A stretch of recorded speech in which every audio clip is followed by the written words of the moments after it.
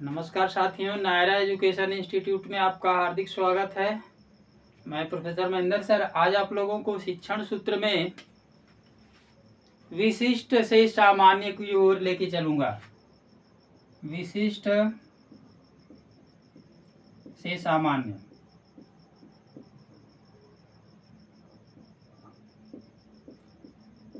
विशिष्ट से सामान्य की ओर लेकर के चलूंगा। मुझे आशा और विश्वास है कि आपको आज का टॉपिक बेहद पसंद आएगा। उदाहरण के साथ प्रस्तुत करूंगा। सबसे पहले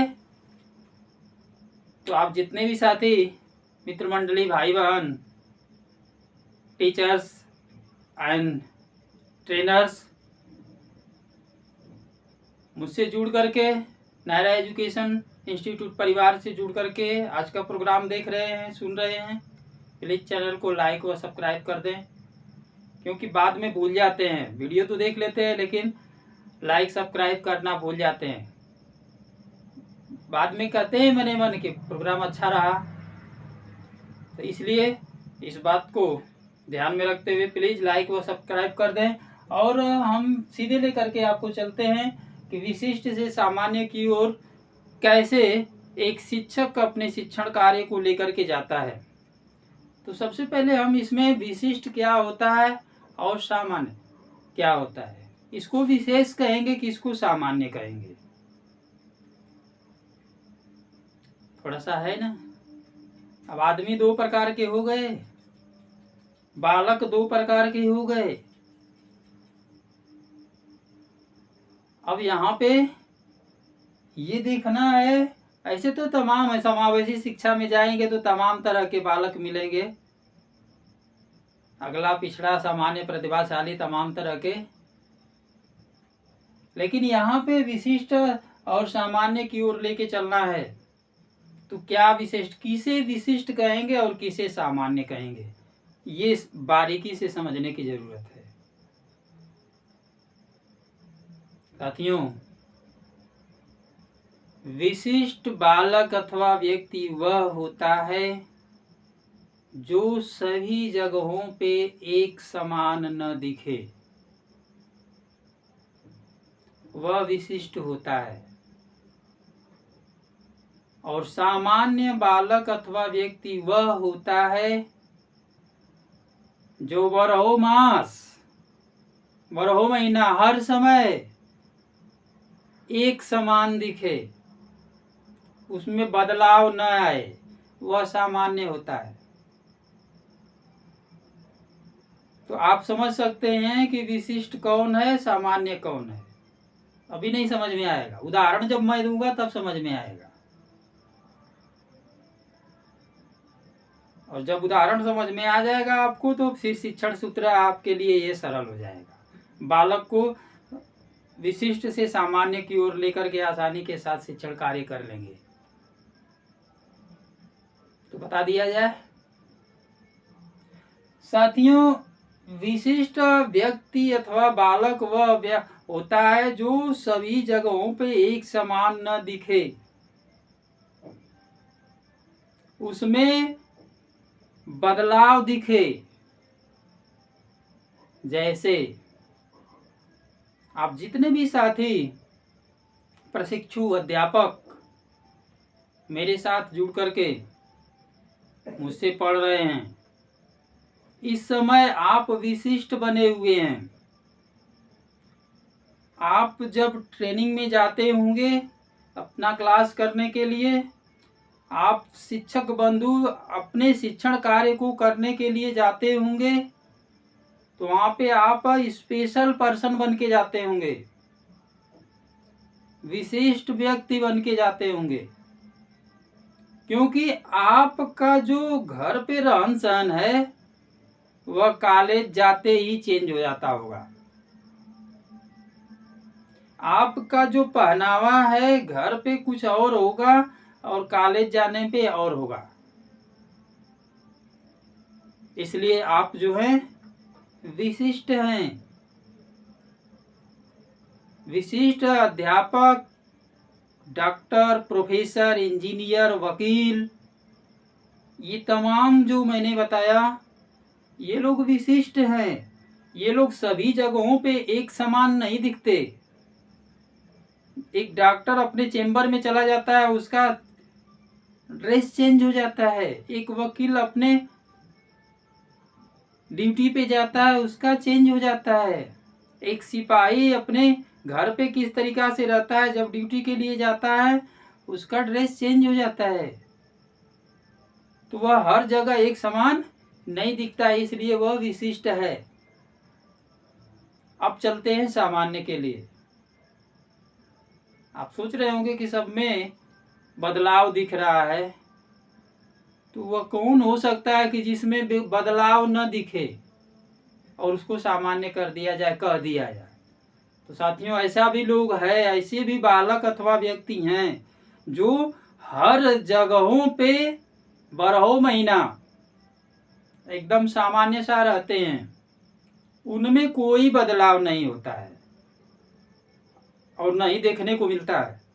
मैंने भी अनुभव किया है, एकदम सामान्य सामान्य ही रहता है। उदाहरण के लिए मजदूर, किसान, भिखमंगा, भिक्षा मांगने वाला, ये लोग का जो रूप है, भेषा है, वह क्या है? हर जगह पे भीख मांगने वाले को भीख मांगते हुए देखेंगे, मजदूरी करने वाले को मजदूरी करते हुए देखेंगे, खेती करने वाले को खेती करते हुए देखेंगे। ये लोग क्या है? ये लोग स्पेशल नहीं है। ये लोग 12 महीना, भीख मांगने वाला भीख ना मांगे तो फिर उसको परेशानियां शुरू हो जाएगी। मजदूरी करने वाला मजदूरी न करे, उसको परेशानियां शुरू हो जाएगी। उसमें कोई बदलाव कहीं देखने को नहीं मिलता है। वो रोड पर भी उसी रूप में मिलेगा, गांव में भी उसी रूप में मिलेगा, क्योंकि उसका काम है भीख मांगना। तो हम कह सकते हैं कि सामान्य वह है जो भिखारी, मजदूर, किसान, ये लोग सामान्य रूप में होता है। अब इसको शिक्षण सूत्र में कैसे ला दिया गया, विशिष्ट से सामान्य की ओर? एक शिक्षक को चाहिए कि हम अपना शिक्षण कार्य कक्षा कक्ष में करने से पहले कुछ विशिष्ट बातों को रखा जाए, इसके बाद उस विशिष्टता के सहारे हम उसको सामान्य बनाने का प्रयास करेंगे। इसको उदाहरण में देकर के आप लोग को स्पष्ट करना चाहता हूं। विशिष्ट रूप में जैसे मान लीजिए, मानना क्या है, मैं दे रहा हूं एक गणित से त्रिभुज का उदाहरण दे रहा हूं। विशिष्ट से सामान्य की ओर कैसे लेके जाना है, थोड़ा सा आपको समझ में आ जाएगा। त्रिभुज का तीनों अंतः कोण, किसी भी त्रिभुज के तीनों अंतः कोणों का योग जो है 2 समकोण 180 अंश के बराबर होता है। ये है सामान्य, सब लोग जानता है। लेकिन इसको विशिष्ट रूप में कैसे हम अध्ययन करेंगे, कैसे बालक को बताएंगे, इसको मैं आप लोगों को त्रिभुज के विभिन्न प्रकार के तरफ लेके चलता हूं। ये विशिष्ट में आएगा।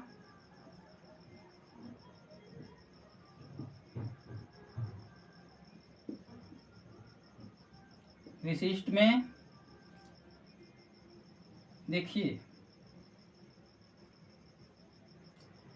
एक त्रिभुज आपका हो गया ABC,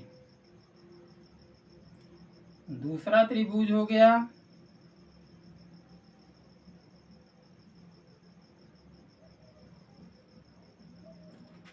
XYZ,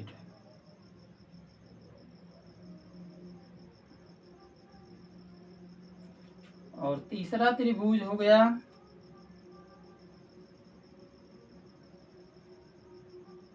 PQR।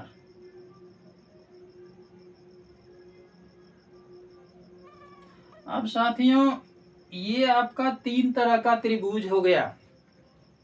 आप देख रहे हैं कि ये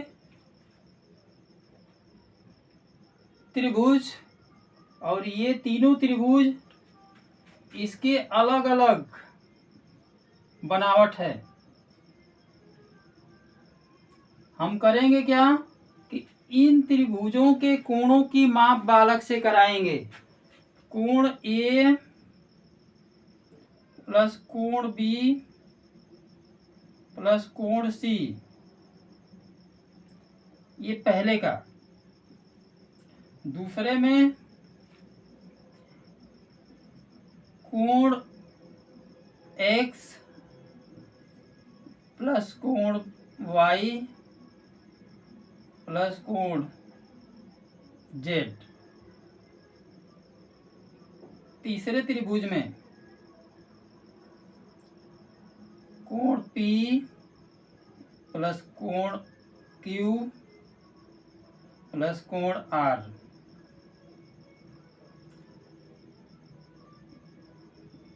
ये तीनों का मान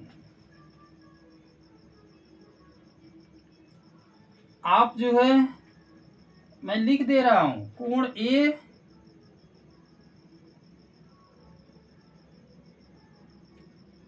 60 अंश प्लस 60 अंश, बी का मान 60 अंश प्लस सी का मान 60 अंश, ये हो जाएगा 180 अंश। इसी तरह कोण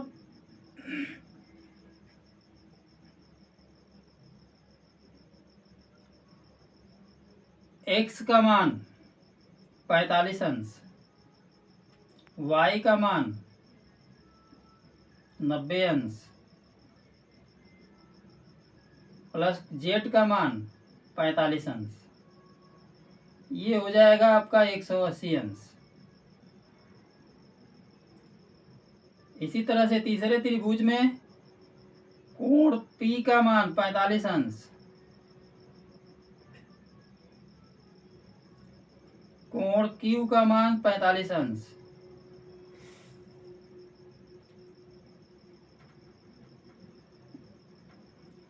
और कोण आर का मान 90 अंश, ये भी जो है 180 अंश होगा योगफल। अब आप इसके सहारे जो है आपने सब कोणों को नपवाया, ये सबके लिए विशिष्ट बन गया। अब आप सबके कोणों की माप करा दिए। A B C X Y Z और पी क्यू आर।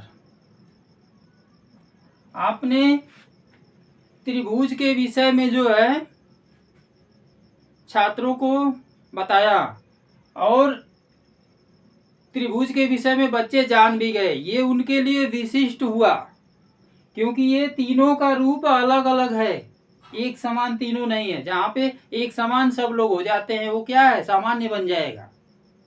तो हमें अब इसको सामान्य बनाना है, तो कहेंगे जब माप हो गया सबका 180 180 अंश हो गया, तो अब हम बच्चों को बताएंगे कि बच्चों आपने त्रिभुज पढ़ लिया, लेकिन आपने देखा कि त्रिभुज कैसा भी यहाँ पे बना हुआ है, 3 त्रिभुज 3 तरह के, लेकिन सबके जितने भी त्रिभुज यहाँ पे हैं, इन तीनों त्रिभुज के जो कोण हैं, जब इनको आपस में मिला दिया गया है, जोड़ दिया गया है तीनों अंतःकोणों को, तो सब में तीनों त्रिभुज के अंतःकोणों का मान 180 180 और 180 अंश हो गया है। तो साथियों हम कह सकते हैं, बालकों को समझा सकते हैं कि बच्चों त्रिभुज चाहे किसी भी प्रकार का हो, न्यून कोण हो, सम कोण हो, सर्वांगसम हो, अधिक कोण हो, जैसा भी त्रिभुज हो, लेकिन अगर इसके प्रकार पढ़ेंगे तो मिलेगा आपको सर्वांगसम त्रिभुज, समद्विबाहु त्रिभुज, समबाहु त्रिभुज।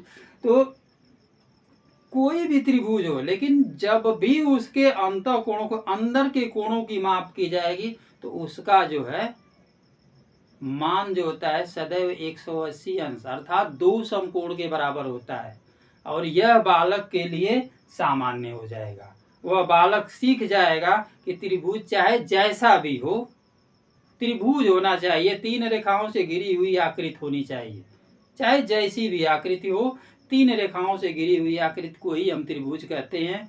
तो ये जो त्रिभुज के अंतःकोण होते हैं उसका मान क्या होता है, 2 समकोण होता है। तो इस तरीका से हम बालक को जो है विशिष्ट से सामान्य की ओर लेकर के जाकर के अपने शिक्षण कार्य को प्रभावशाली एवं रुचिकर बना सकते हैं और बालक को अधिकतम ज्ञान की प्राप्ति होने में कोई संदेह नहीं रहेगा, क्योंकि वह एक एक पॉइंट को सीखते हुए जो है जा रहा है और अंत में उसके निचोड़ को जान जा रहा है कि इसका सामान्य रूप क्या है। तो साथियों, आज के वीडियो में बस यहीं तक। अगले वीडियो के साथ हम जल्द ही आपके समक्ष प्रस्तुत होंगे। तब तक के लिए नमस्कार, जय हिंद।